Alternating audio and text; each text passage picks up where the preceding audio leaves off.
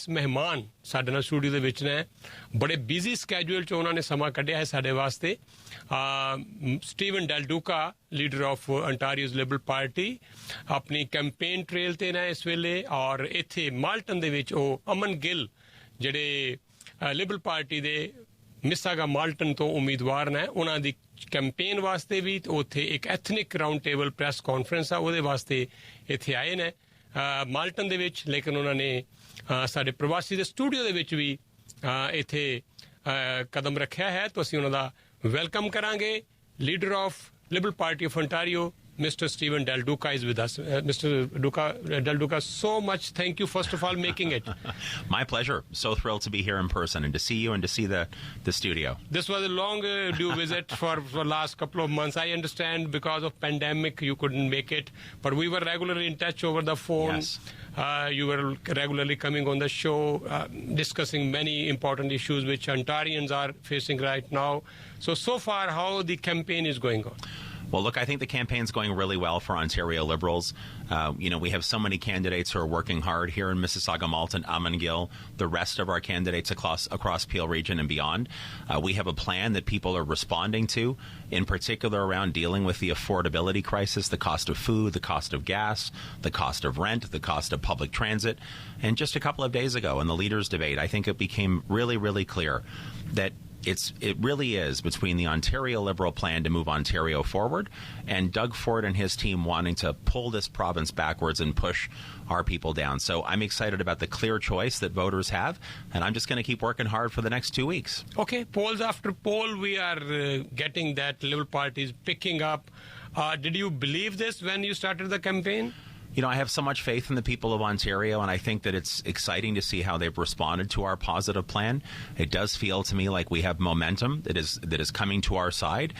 But I learned a long time ago from my parents and grandparents, you never take anything for granted.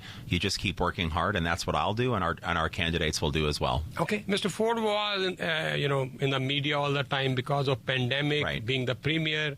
Andrea Harwath was the leader of the opposition. Of course, she also got some kind of coverage, but you couldn't get that much. Right. So now you think that in this time, since the campaign has started, people are knowing who is Del Duca?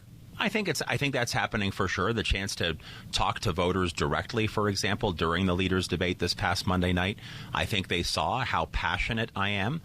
They saw and certainly have heard about how responsible and competent our election plan is, our plan to rebuild Ontario. And I think Ontarians, again, here in Peel Region and right across this province, they're really tired with the fact that Doug Ford doesn't seem to have a plan. Lots of cuts, lots of chaos, private health care, private schools.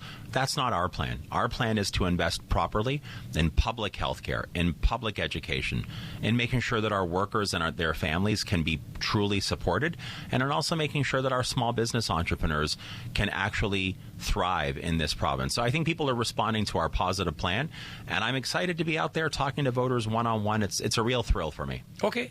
Peel is always considered as the stronghold of Liberal Party, but during the last 2018 election, didn't do well. What do you think this time? The things will change? I do. I feel really good about what's happening in Peel right now. I think, again, looking at our local candidates, and it's a great team. Amangill here in Mississauga, Malton, but everybody across Mississauga and Brampton, so much talent, so much dedication. And again, look at the plan. So if you live in Peel Region and you go to the grocery store, like I do in my home community of Woodbridge every single Saturday morning, you see the cost of food going up. The Ontario Liberal plan will take 8% off all prepared foods under $20. If you take public transit, GO Train, Brampton Transit, Mississauga Transit, TTC, the Ontario Liberal plan to deliver buck-a-ride province-wide $1 transit fares will literally save someone in Peel Region hundreds, if not thousands of dollars each year. And this morning I confirmed that an Ontario Liberal government would take 5.7 cents off the price of gas per litre starting July the 1st. We're not going to wait like Doug Ford 4 years and then try to do something in an election. We're going to do it by July 1st of this year. That's part of our 19-point plan, our affordability pledge, because right now people are struggling. Okay. During your debate, you mentioned many times about your kids, your two daughters. So your emphasis on education plan, particularly on education funding, was we could feel that was the number one issue for you, apart from the health. So why did you choose, health and education, you think, are the most two important issues for Ontarians? I do. So first of all, most of our provincial budget gets invested in public health care and public education. Secondly, I think they're the foundation upon which everything else kind of rests in our province. They are the two largest responsibilities that a premier has.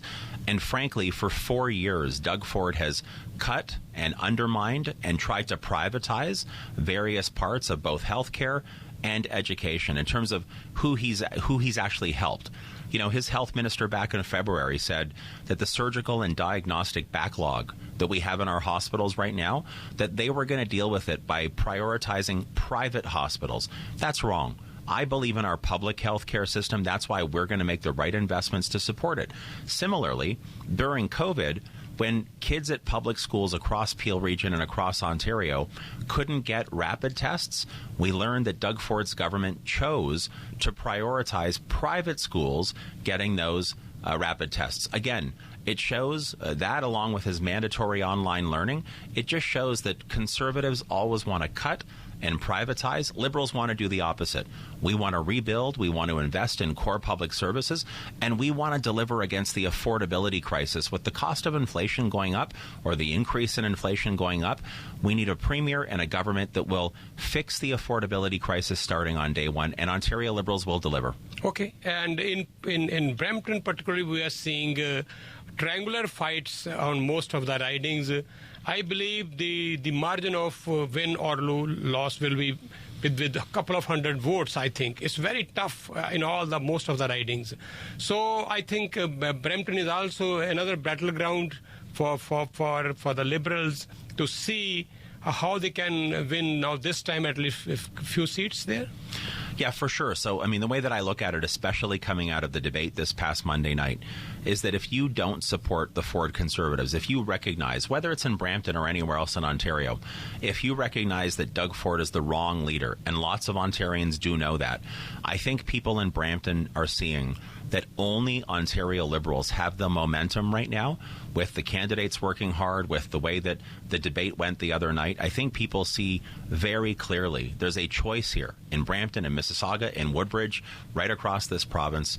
You're either going to have Doug Ford, 4 more years of cuts and chaos and privatization, or Ontario Liberals with a real plan to help people in their day-to-day lives. To me, the choice is very, very clear. And I'll just say, and I mentioned this morning when I was announcing our plan on the price of gas, I think it was really disappointing, I'm certain, for people in Brampton and Mississauga to hear that Andrea Horwath and the NDP plan to actually raise gas taxes by $600 million, introducing legislation to actually increase the cost of gas when it's just recently climbed over $2 a litre and people are hurting. So neither of the other two parties has a positive plan to deal with the affordability crisis Brampton families are facing, Mississauga families are facing. Only Ontario Liberals can defeat Doug Ford and can actually confront the affordability crisis. Thank you, Mr. Duca, Del Duca. Thank you so much for, first of all, making it, coming to our studio, sharing your thoughts, your plans with our listeners. Thank you, guys. And we have now advanced polling starting very soon, and then you are going to vote on 2nd of June to decide the future of Ontario for the next 4 years. It's all your right, your vote, and please do vote. That's what, first of all, we will always appeal you, request you to vote and try to go for advanced polling so that you can avoid the 2nd June rush. If you are busy on 2nd June, you can go on any day for advanced polling. Mr. Duca, thank you so much. Any message you want to give at the end? I just want to say, first of all, thank you. It's great to see you in the studio in person. I look forward to being back soon. I'm just going to keep working hard to earn people's trust and support. But the Ontario Liberal Party will make sure that Ontario is a place to grow. And we're going to make your life easier and more affordable starting on day one. Thank you so much. Thank you. All the best. Thanks a lot.